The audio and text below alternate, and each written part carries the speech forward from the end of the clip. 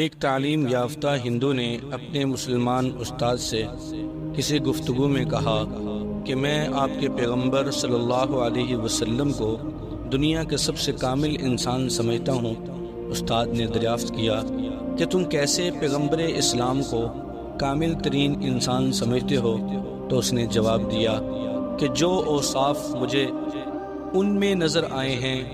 وہ آج تک کسی انسان نے دنیا کی تاریخ میں یکجا کر کے نہیں دکھلائے۔ مثلا بادشاہ ایسا کہ ایک پورا ملک اس کی مٹھی میں ہو، اور بے بس ایسا کہ خود اپنے آپ کو بھی اپنے قبضہ میں نہ جانتا ہو بلکہ اللہ کے قبضہ میں سمجھتا ہو۔ دولت مند ایسا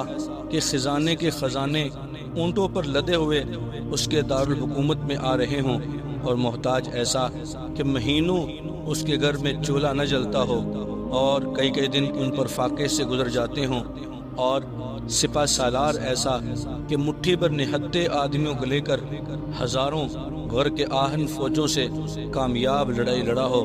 اور ان پر فتح حاصل کی ہو، اور صلح پسند ایسا کہ ہزاروں پرجوش جانثاروں کی موجودگی میں صلح کے کاغذ پر بغیر کسی حیل و حجت کے دستخط کر دیتا ہو، اور بہادر ایسا کہ ہزاروں کے مقابلے میں اکیلا کھڑا ہو، اور نرم دل ایسا کہ انسانی خون کا ایک قطرہ بھی اپنے ہاتھ سے نہ بہایا ہو، باتعلق ایسا کہ عرب کے ذرہ ذرہ کی اس کو فکر، بیوی بچوں کی اس کو فکر، غریب و مفلس کی اس کو فکر،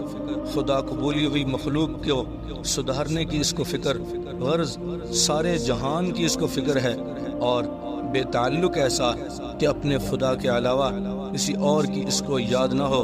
اور اس خدا کے علاوہ ہر چیز اس کے لیے بے معنی ہو، اور اس نے اپنی ذات کے لیے برا کہنے والوں سے بدلہ نہیں لیا، اور اپنی ذاتی دشمنوں کے حق میں دعائے خیر کی اور ان کا بھلا چاہا، لیکن اللہ کے دشمنوں کو اس نے کبھی معاف نہ کیا۔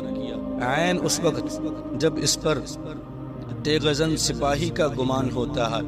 وہ ایک شب زندہ دار زاہد کی صورت میں جلوہ نما ہوتا ہے، اور عین اس وقت جب اس کو شاہ عرب کہہ کر پکارنا چاہتے ہیں تو وہ کھجور کی کھال کا تکیہ لگائے چٹائی پر بیٹھا درویش نظر آتا ہے، اور عین اس وقت جب اطراف عرب سے آ کر اس کے مسجد کے صحن میں مال و اسباب کا انبار لگا ہوتا ہے تو اس کے گھر میں فاقہ کی تیاری ہو رہی ہوتی ہے۔ یہ وہ اوصاف ہیں، یہ وہ اخلاق ہیں، یہ وہ محبت ہے، یہ وہ باریکیاں ہیں جو دنیا کے کسی رہنما میں، دنیا کے کسی لیڈر میں